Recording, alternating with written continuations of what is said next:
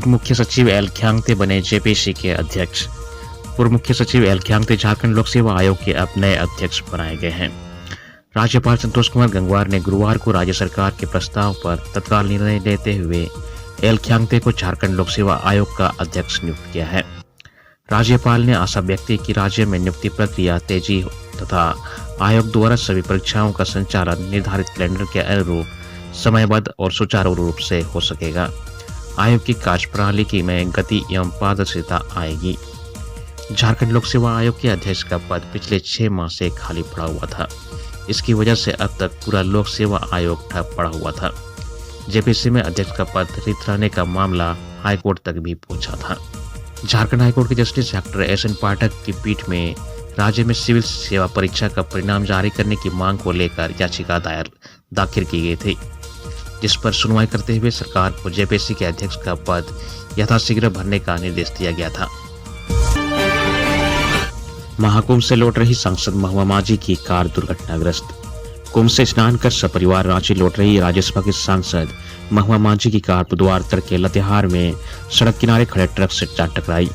हादसे में सांसद महुआ माझी, पुत्र सोमवती माझी, पुत्रवधू कृति श्रीवास्तव माझी व चालक पवित्र बासुकी घायल हो गए।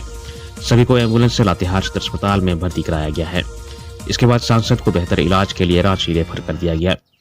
सांसद महुआ माझी को ऑर्किड अस्पताल में भर्ती कराया गया है। सांसद महुआ माझी की बाईं फसली की 3 हड्डी टूट गई है। बाईं कलाई भी फ्रैक्चर है। टूटी हुई कलाई की सर्जरी शुक्रवार को की जाएगी। वहीं दुर्घटना में घायल उनके बहू और बेटे की भी जांच की गई। दोनों को अस्पताल से छुट्टी भी दे दी गई। दुर्घटना की सूचना मिलते ही मुख्यमंत्री हेमंत सोरेन, विधायक कल्पना सोरेन, रक्षा राज्य मंत्री संजय सेठ, वित्त मंत्री राधाकृष्ण किशोर, स्वास्थ्य मंत्री इरफान अंसारी और विधायक सीपी सिंह समेत बड़ी संख्या में लोग ऑर्किड अस्पताल पहुंचे और उनकी हालचाल जाना। प्रत्यक्षदर्शी रघुवर यादव ने बताया कि बुधवार की सुबह 4 बजे होटवा गांव के पास सड़क किनारे लगे ट्रक से कार टकरा गई। उन्होंने बताया कि कार सांसद के पुत्र चला रहे थे। संभवतः नींद आने की वजह से यह दुर्घटना घटी है। झारखंड का आर्थिक सर्वेक्षण 28 फरवरी को होगा पेश। झारखंड का आर्थिक सर्वेक्षण रिपोर्ट 28 फरवरी को विधानसभा के पटल पर रखा जाएगा। वित्त मंत्री राधाकृष्ण किशोर सदन में आर्थिक सर्वेक्षण रिपोर्ट पेश करेंगे। सर्वेक्षण रिपोर्ट से राज्य की आर्थिक सेहत का पता चलेगा। राज्य के लोगों की आर्थिक स्थिति की जानकारी मिलेगी। आर्थिक विकास में झारखंड कितना आगे बढ़ पाया, इसकी जानकारी रिपोर्ट में होगी। इसके साथ सरकार की योजनाओं का कितना लाभ राज्य को मिला, इसका लेखा जोखा भी रिपोर्ट में मिलेगा। 2 मई को खुलेंगे केदारनाथ धाम के कपाट। उत्तराखंड स्थित केदारनाथ मंदिर के कपाट शीतकाल में 6 माह बंद रहने के बाद श्रद्धालुओं के लिए 2 मई को खोल दिए जाएंगे। इसकी घोषणा श्री बद्रीनाथ केदारनाथ मंदिर समिति के मुख्य कार्यकारी अधिकारी विजय प्रसाद थपलियाल ने बुधवार को की। इसके साथ ही 4 धाम यात्रा के अन्य 3 धाम बद्रीनाथ, गंगोत्री और यमुनोत्री की कपाट खुलने की भी घोषणा की गई।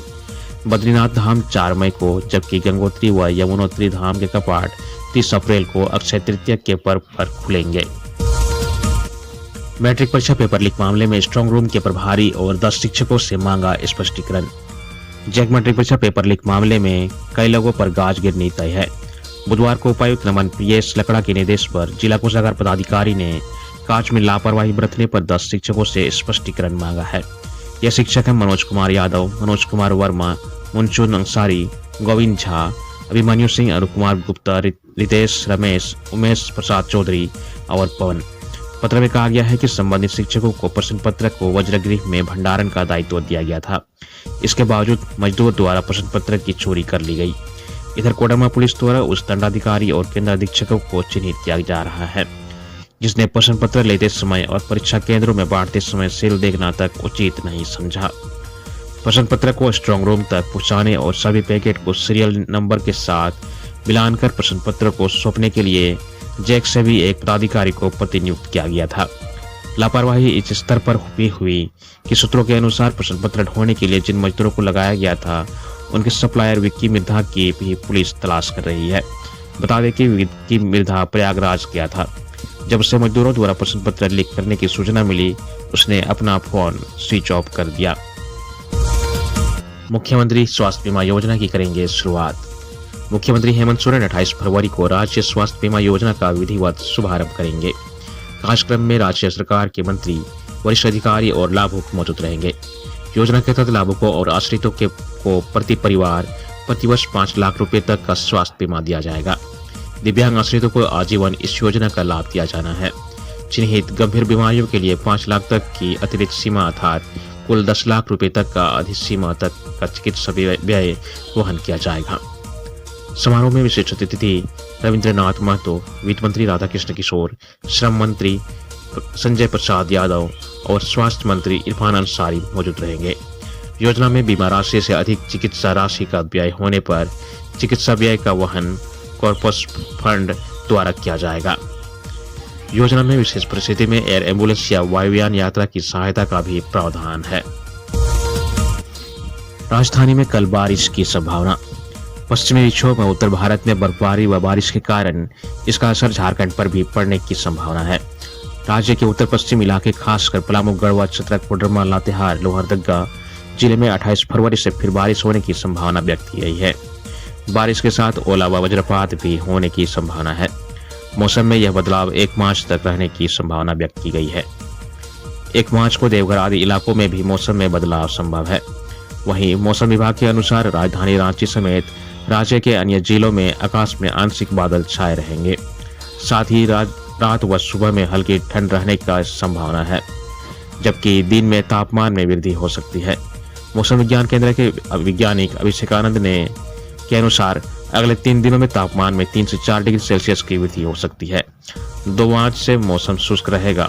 बुधवार को राज्य में सबसे अधिक तापमान सरायकेला का रहा। यहाँ का अधिकतम तापमान 33.7 डिग्री दर्ज किया गया। टीएससी का गठन, हेमंत सोरेन अध्यक्ष व चमरा लिंडा को बनाया गया उपाध्यक्ष। Jharkhand tribal advisory council TSC का गठन कर लिया गया है। टीएससी के अध्यक्ष मुख्यमंत्री हेमंत सोरेन बनाए गए हैं, जबकि उपाध्यक्ष मंत्री चमरा लिंडा बने हैं। अनुसूचित जनजाति, अनुसूचित जाति, अल्पसंख्यक एवं पिछड़ा वर्ग विभाग ने इसकी अधिसूचना जारी कर दी है। मार्च में टीएससी की पहली बैठक होगी। अभी तिथि की घोषणा नहीं की गई है। 19 सदस्यीय टीएससी में पूर्व मुख्यमंत्री बाबूलाल मरांडी व चंपई सोरेन भी शामिल किए गए हैं। टीएससी में कुल 15 विधायक सदस्य के रूप में रखे गए हैं। यह विधायक professor Stephen Marandi, Alok Kumar Soren, Louis Marandi, Sanjeev Sardar, Sunaram Singh, जगत मांझी, दशरथ गगराय, सदीप गुड़िया, राम सूर्य मुंडा, राजेश कच्छप, जिगा सुसौरेन होरो, नवन विक्सल कुंगाड़ी और रामचंद्र सिंह हैं।